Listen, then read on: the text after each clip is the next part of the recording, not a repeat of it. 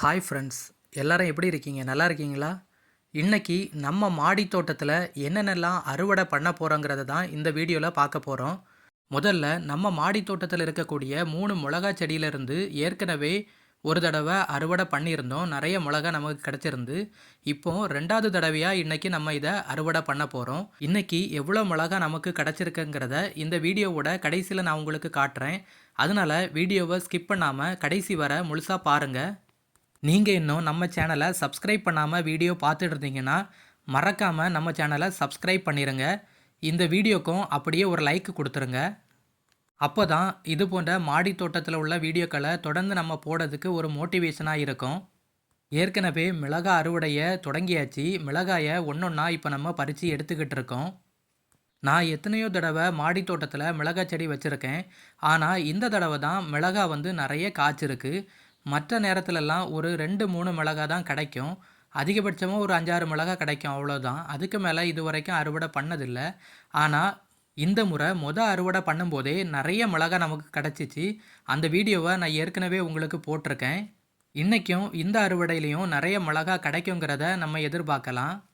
நம்ம மாடி தோட்டத்தில் நிறைய மிளகாய் செடியெல்லாம் இல்லை. மொத்தமே 3 மிளகாய் செடி தான் நிற்குது. ஆனால் அதில் பார்த்திங்கன்னா ஒரு மிளகாய் செடியில் தான் நிறைய மிளகாய் காய்ச்சிருக்கு. மற்ற 2 செடியிலையும் அந்தளவுக்கு காய்கள் இல்லை. கொஞ்சமாக தான் காய்கள் இருக்குது. அந்த காய்களுமே ரொம்ப சின்ன சைஸாக தான் இருக்குது. அந்த மிளகாய்களையும் இப்போ நம்ம பறித்து எடுத்துக்கலாம். அடுத்தது நம்ம மாடி தோட்டத்தில் வளர்க்கக்கூடிய செரி மரத்தில் நிறைய செரி பழம் இந்த தடவை காய்ச்சிருக்கு.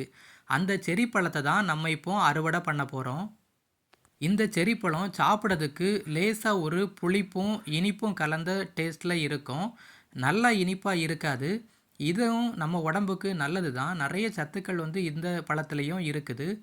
நம்ம மாடி தோட்டத்தில் இந்த செரி பழம் அறுவடை பண்ணுறது இதுவும் தடவை கிடையாது. இது 2வது அறுவடை தான்.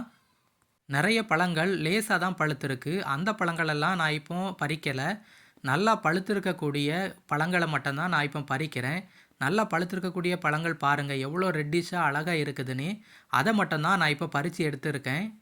மற்ற பழங்கள் எல்லாம் பழுத்ததுக்கப்புறம் நம்ம அதை அறுவடை பண்ணி சாப்பிடுவோம்.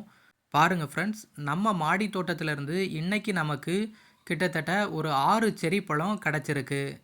செரி பழத்தோட கலரை பார்த்தாலே அதை சாப்பிடணுன்னு தோணலை. எவ்வளோ நேரம்னாலும் அப்படியே நம்ம கையில் வச்சு பழத்தை பார்த்துக்கிட்டே இருக்கலாம். அப்படிங்கிற ஒரு அட்ராக்ஷனான கலரில் இருக்குது.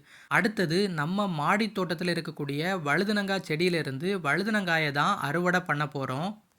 இதுவும் தடவை கிடையாது. இதே செடியில் ஏற்கனவே நம்ம வழுதுனங்காய் அறுவடை பண்ணியிருக்கோம்.